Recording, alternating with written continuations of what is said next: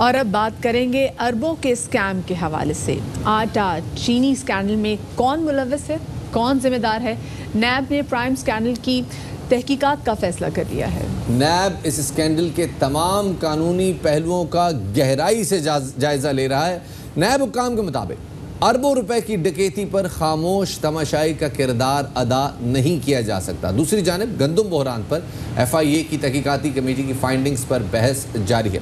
इस कमीशन की मुफस्सल रिपोर्ट जो है वो 25 अप्रैल को आ रही है और इसी बारे से मजीद बात करेंगे। हमें ज्वाइन करे हैं मुआवनी खुसूसी बराए एहतसाब बैरिस्टर शहजाद अकबर। शहजाद साहब, बहुत शुक्रिया, आपने बाखबर सवेरा को वक्त दिया। क्या एक्सपेक्टेशंस रखें हम कि 25 अप्रैल को जो मुफस्सल रिपोर्ट आ रही है, फॉरेंसिक रिपोर्ट आ रही है, जब रिपोर्ट आने के बाद कितने सख्त एक्शन लिए जाएंगे? जी, मैं आपने जो कि इंट्रो में आटा की बात की थी, तो आटा की कमीशन की रिपोर्ट मुकम्मल है, जो कमेटी की रिपोर्ट है, और उसके ऊपर जो भी करेक्टिव मेजर्स उसके अंदर रिकमेंड किए गए थे वो सारे ले लिए गए हैं। 25 तारीख को चीनी के ऊपर जो फोरेंसिक कमीशन वफाकी काबीना ने बनाया था under the commissions of inquiry act 2017, उसकी रिपोर्ट मतवक्के है। और अब ये डिपेंड करता है कि उस रिपोर्ट के अंदर फोरेंसिक में किस तरह की चीज़ें सामने आती हैं। अभी तक की जो कमेटी की पहली रिपोर्ट थी उसके अंदर दो चीज़ें बहुत अहम हैं। एक तो ये कि सब्सिडी की मद में माजी की कॉन्टीन्यूस प्रैक्टिस है कि हम महंगी चीनी बनाते हैं और फिर उसको सस्ती करके बेचने के लिए, पाकिस्तान से बाहर भेजने के लिए भारी मिकदार में कौमी ख़जाने से सब्सिडी दी जाती है, और वो सब्सिडी हमेशा काबीना के फ़ैसलों से ही दी जाती है। लेकिन उस रिपोर्ट ने इस चीज़ का भी जिक्र किया है कि जितनी शुगर मिल्स हैं उनमें जो बड़ी सियासी जमातें, तमाम सियासी जमातें, उनके असर रसूख रखने वाले लोगों का अमल दखल है। इसलिए जो शुगर पॉलिसी है वो आज़ादाना बुनियादों पे नहीं है, और इसको लेके इनकी जो प्रैक्टिस है पाकिस्तान के अंदर भी शुगर कीमत की जो उतार चढ़ाव है उसमें भी मनूवरिंग शायद होती है। तो इसी के लिए एक फोरेंसिक कमीशन कायम किया गया जो अब उन पहलुओं का जायज़ा ले रहा है और ऐसे शवाहिद इकट्ठे करने की कोशिश कर रहा है कि अगर इसमें कोई ऐसी कार्रवाई है जिस पे कानूनी कार्रवाई हो सकती है तो फिर वो रिपोर्ट आने के बाद ही होगा कि क्या वो कार्रवाई इंशाल्लाह। अच्छा, चले सर, ये शुगर की रिपोर्ट जब इंशाल्लाह सामने आएगी तो फिर आपसे दोबारा इस हवाले से तफसील से बात होगी। हम गंदम बहरान के हवाले से फोकस है तो इस हवाले से ज़रा बात कर लेते हैं। गंदम बहरान में आपने कहा कि इसकी रिपोर्ट मुकम्मल है और मैकेनिज्म डिज़ाइन कर लिया गया है। मैकेनिज्म कैसे डिज़ाइन किया गया? क्योंकि जो रिपोर्ट सामने आई है उसमें तो पहली बात तो ये कि पंजाब के ऊपर ज़्यादा फोकस है, क्योंकि खैबर पख्तूनख्वा के हवाले से सिर्फ फूड डिपार्टमेंट के ऊपर एक लाइन मौजूद है और सिंध हुकूमत ने कोई जवाब नहीं दिया, तो सिंध हुकूमत के हवाले से अभी तक कोई बात सामने नहीं आई। तो क्या मैकेनिज्म डिज़ाइन किया गया है? क्योंकि जो एक्सपोर्ट कहा गया था जो नवंबर से 19 से लेके और फिस्कल ईयर 19-20 में हुई, वो टोटल 1,63,000 टन है। ये कुछ इतना ज़्यादा एक्सपोर्ट नहीं है कि जिसकी वजह से इतना बहरान खड़ा हो सके। तो क्या ऐसा मैकेनिज्म डिज़ाइन किया गया है?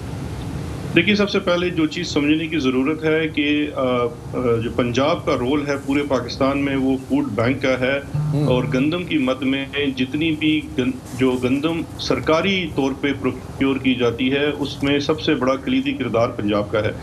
पंजाब में जो गंदम पैदा होती है वो ना सिर्फ उससे पंजाब के मिलों को और लोगों के लिए सप्लाई किया जाता है, बल्कि इसके साथ साथ KP और सिंध और बलोचिस्तान को भी वो फूड प्रोवाइड किया जाता है।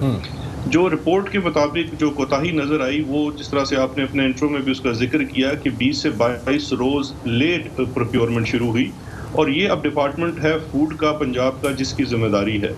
और वफाकी हुकूमत ने इसमें और पंजाब की हुकूमत ने जिम्मेदारी का सबूत देते हुए ना सिर्फ उसकी इंक्वायरी की, बल्कि वफाकी जो सूबाई हुकूमत है, स्पेशली मैं पंजाब में जिक्र करना चाहूँगा, उन्होंने उसकी कार्रवाई से भरपूर ताउन किया। अब इसके बरक्स देखते हैं हम सिंध का रवैया। सिंध का रवैया ये था कि पूरी कमीशन की कमेटी की जो कार्रवाई थी उसके अंदर कोई उनको असिस्टेंस प्रोवाइड नहीं की, लेकिन जो शवाहिद सामने आए उसके मुताबिक सिंध ने मुजरमाना गफलत का इर्तिकाब करते हुए गंदम प्रोक्योर ही नहीं की, और काबीना ने गंदम प्रोक्योर करने का फैसला ना किया। ये आपने सर बड़ी सही निशानदेही की, आपने बड़ी अच्छी निशानदेही की। लेकिन सर मसला वहाँ से बनता है कि जब एक तरफ पास्को के गोदामों में वाफर गंदम मौजूद है और कहा जाता है कि जी हमारे पास सरप्लस स्टॉक्स मौजूद हैं। 2 दफ़ा इस हवाले से विफाक को बताया गया, ECC को बताया गया कि जनाब हमारे पास सरप्लस स्टॉक्स मौजूद हैं, और फिर वो सरप्लस स्टॉक्स गायब हो गए, अचानक गायब हो गए। कहा गया है कि जी क्रॉप डैमेज, जो रिपोर्ट है उसमें कहा गया कि क्रॉप डैमेज हो गया था और क्रॉप डैमेज की कोई तफसील सामने नहीं है। तफसील सामने है तो कुछ छापों की कि जिनमें कहीं पे 600 बैग्स पकड़े गए, कहीं पे 800 बैग्स पकड़े गए, कहीं पे 200 बैग्स पकड़े गए। वो गंदम जो ख़राब हुई थी वो कैसे ख़राब हुई थी और कहाँ कोई उसका रिकॉर्ड, कोई उसका मैकेनिज्म है हमारे पास?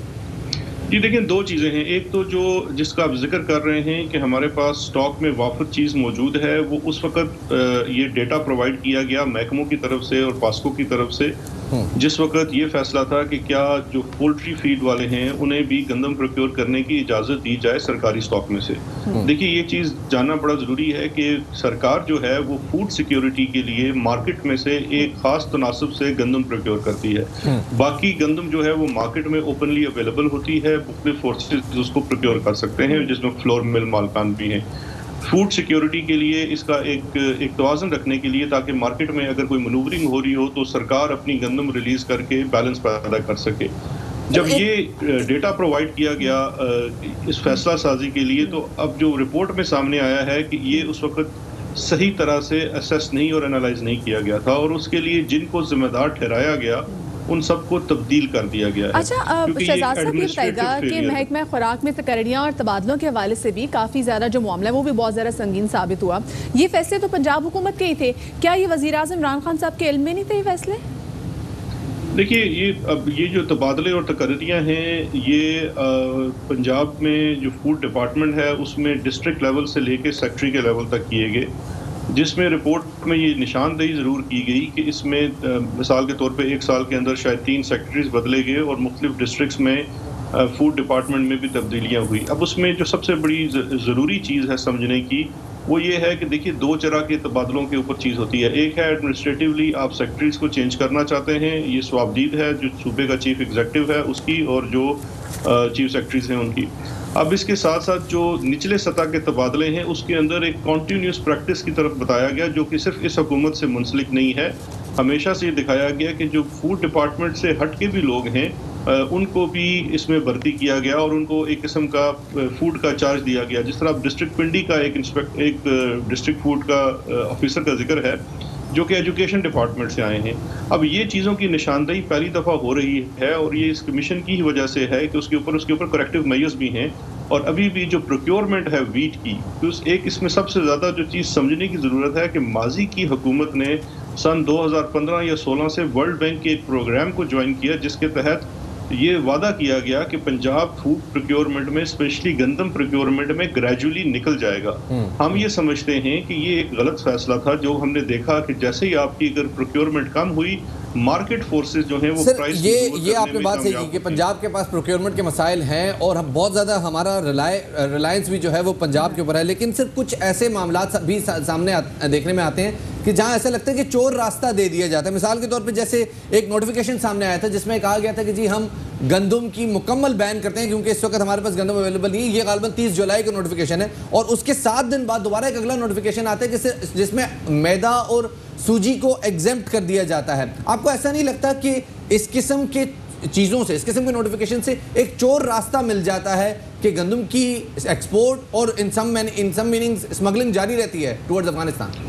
जी बिल्कुल, ये जिसका आप जिक्र कर रहे हैं, ये वफाकी काबीना का फैसला था कि गंदम जो है आटा एक्सपोर्ट करने की इजाज़त नहीं होगी। तो जब बाद में उन महकमे के जो फूड के महकमा है उनके सेक्रेटरी से पूछा गया रिटन कम्युनिकेशन में कि क्या इसमें वीट या बाकी चीज़ें मैदा शामिल हैं, तो उन्होंने बगैर काबीना को कंसल्ट किए उसमें से जो मैदा है उसकी इजाज़त लिख दिया कि इसकी इजाज़त है। तो अब जो मैदा है वो अफगानिस्तान मिसाल के तौर पे ज़्यादा इस्तेमाल होता है, तो वो एक रास्ता खोल दिया गया। मैं आपसे बिल्कुल एग्री करता हूँ और इसी बाबत उन सेक्रेटरी साहब को उनके ओहदे से भी हटा दिया गया ताकि फ्यूचर में इस किस्म के किसी भी चीज़ की कोताही ना हो। क्योंकि इसमें एक चीज़ जो समझने की बड़ी ज़रूरत है कि ये जितनी भी चीज़ें हैं ये एडमिनिस्ट्रेटिव नेचर की हैं और इनके ऊपर यही कार्रवाई की जा सकती है और उसके साथ साथ करेक्टिव मेजर्स लिए जा सकते हैं। क्योंकि इस साल भी अगर आप देखिए तो मुल्क में जो गंदम की प्रोक्योरमेंट है वो शुरू हो चुकी है और इस दफ़ा इस पिछले साल के एक्सपीरियंस को सामने रखते हुए सिंध के साथ भी वफाकी हुकूमत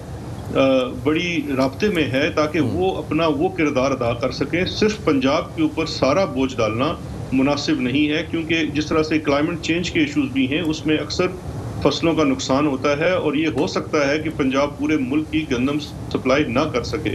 इसलिए बाकी सूबों को अपना किरदार, जिसमें खैबर पख्तूनख्वा और सिंध है, सिंध का किरदार इसलिए बहुत ज़रूरी है कि सिंध में तकरीबन 3 से 4 हफ्ते पहले गंदम की प्रोक्योरमेंट शुरू हो जाती है और अगर वो अच्छी प्रोक्योरमेंट कर लें सरकारी मद में तो उससे एक अच्छी टोन सेट हो जाती है जिससे आपकी फूड सिक्योरिटी सिक्योर हो जाती है। अच्छा बैरिस्टर साहब ये कहेगा कि 25 को जब मुफस्सल रिपोर्ट आ जाएगी, जैसे आपने वो रिपोर्ट आ जाएगी और उनमें जो भी वास्ता या बिलवास्ता जिसका भी किरदार रहा उस तमाम तरह स्कैम में, क्या हम उस हवाले से भी देखेंगे कि सख्त एक्शन लिया जाए, चाहे वो काबीना में बैठे लोगों के हवाले से क्यों ना हो? जी बिल्कुल, मेरा ख्याल है कि इमरान खान साहब ने, वज़ीर-ए-आज़म पाकिस्तान ने एक बहुत बड़ी मिसाल कायम कर दी है। ना सिर्फ ये इस पूरे मामलों को लेके इनके ऊपर कमेटीज़ और कमीशंस बैठाए, बल्कि उनकी जो भी फाइंडिंग्स थी उनको ना सिर्फ पब्लिक किया बल्कि उसके ऊपर रिकमेंडेशंस के ऊपर अमल भी किया। अब फोरेंसिक आने के ऊपर मैं ये समझता हूँ कि हमारे ऊपर लाजिम होगा कि हम ना सिर्फ उस रिपोर्ट को पब्लिक करें बल्कि उसके अंदर जितने भी इक़दामात रिकमेंड किए गए हैं उसके ऊपर अमल भी किए जाए। सर आपने बड़ी अच्छी निशानदेही की, लेकिन लगता है कि यहाँ पे आटा और चीनी माफिया के साथ साथ एक पोल्ट्री माफिया भी मौजूद है जिसको अहम क्राइसिस के दिनों में भी बड़े अच्छे दामों पे बहुत ज़्यादा गंदम दे दी जाती है ताकि वो फीड बना सकें। उसके हवाले से हमने रिपोर्ट में कुछ देखा नहीं है, तो ये कौन लोग हैं और क्या ताल्लुक है इनका गंदम बहरान से? देखिए, मैं सिर्फ ये कर्ज करना चाहूँगा, इसमें एक हमें थोड़ा सा बैलेंस करने की भी ज़रूरत है। पाकिस्तान में मुख्तलिफ बिजनेसेस हैं और हम किसी भी बिज़नेस को नुकसान नहीं पहुँचाना चाहते, लेकिन रियासत का जो किरदार है एज रेगुलेटर उसको फ़हाल करना चाहते हैं। अब पोल्ट्री को जो फीड की मद में गंदम प्रोक्योरमेंट की इजाज़त सरकार से देना, देखिए बाज़ार से तो गंदम शायद वो उठा सकते हैं, लेकिन सरकार से इजाज़त देना अगर आपके पास वाफिर गंदम नहीं है तो गलत है। और इस साल भी हमें इस चीज़ को यकीनी बनाना होगा कि गंदम जो सरकार ने अपना टारगेट तकरीबन 8.5 मिलियन मेट्रिक टन का मुकर्रर किया है उसको हम हासिल कर सकें ताकि फूड सिक्योरिटी को मुमकिन बनाया जा सके। बाकी जो इस मुल्क में मुख्तलिफ तरह की कार्टेलाइजेशन है और ये पिछले 1 या 2 साल की नहीं है, ये यहाँ से पिछली तकरीबन 2-3 दहाइयों की है, जिसमें सिर्फ पोल्ट्री माफिया नहीं है, बहुत सारे और कार्टेल्स हैं। उन सब के ऊपर रेगुलेटर को बेहतर काम करने की ज़रूरत है। और आज भी हमारी वफाकी काबीना में एक एजेंडा में एक पॉइंट शामिल है जो कंपटीशन कमीशन ऑफ पाकिस्तान की रीऑर्गेनाइजेशन को लेके है, क्योंकि हम ये समझते हैं और स्पेशली वज़ीर-ए-आज़म साहब ने ये टास्क दिया था कि कार्टेलाइजेशन को लेके जो माफियाज बने हुए हैं उसमें कंपटीशन कमीशन ऑफ पाकिस्तान जो पिछले 10-15 साल से कायम है वो अपना रोल एज अ रेगुलेटर अदा करने में नाकाम रहा है।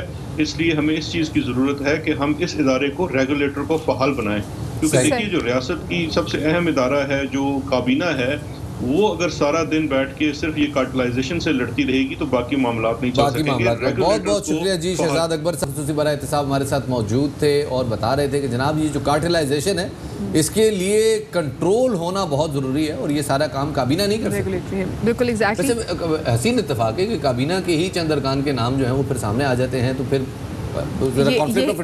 यही एक बड़ा सवाल था, उनसे पूछने की भी कोशिश की कि आगे जाके जब मुफस्सल रिपोर्ट भी आ जाएगी तो फिर ये देखना है, क्योंकि जैसे उन्होंने बोला कि हर सियासी जमात में जो लोगों ने फ़ायदा उठाया है। हमने चीनी माफिया के हवाले से बात की, लेकिन चीनी स्कैम से भी कहीं ज़्यादा बड़ा स्कैम था गंदम स्कैम। तो अब जिन जिन के नाम आएंगे तो अब देखना ये कि उनके खिलाफ कितना सख्त एक्शन लिया जाएगा, चाहे उनका 5% का शेयर हो, 15% का शेयर हो या 2% का शेयर हो, लेकिन वो सब कहीं ना कहीं इस पूरे स्कैम का हिस्सा रहे।